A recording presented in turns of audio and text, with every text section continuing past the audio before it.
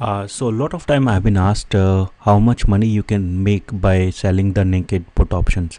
So I'll just go to the actual data in for example I'll go for Google and see what the scenario is.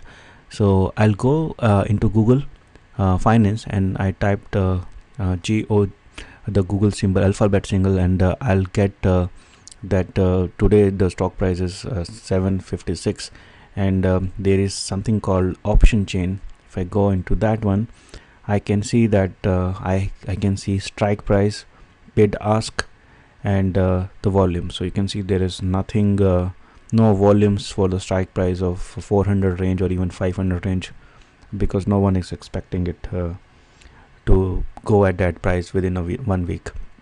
However, if we go to maybe Jan 2017, then you can see that you can start to see some numbers, and some people think that maybe at the later case stages there might be some kind of uh, uh, possibility for Google to go at lower prices. So now let's close the call portion of it and look at the put option. And in the put case, if I see here, the volumes are still very low, but you can see that there is a you can see the prices are there. So let's go to the reasonable range. Maybe let's start with the 500 and copy the data until maybe like 900 or so. So now this copy this data and go to the Excel sheet and paste it here. So now this is how the data will look like. So this is so if I go back here, I didn't copy the titles, but yeah, this is pretty simple. So this is bid, and this is ask, and this is the strike price. So if I'm selling the naked put, so selling, so what my options are. So if I'm selling the naked put, I am going to sell. So because I'm bidding, I'll say this is my premium, so I'm going to get paid this much. So let's put one more row here, call this here, and say premium. So payoff. So my payoff will be $10, and if I keep doing this, you can see that the payoff is increasing as the strike price is increasing. Now, because what does the payoff mean? Payoff means that I'm going to get $10 if I give a warranty that I will buy the stock at 500 if the stock goes at that level, right?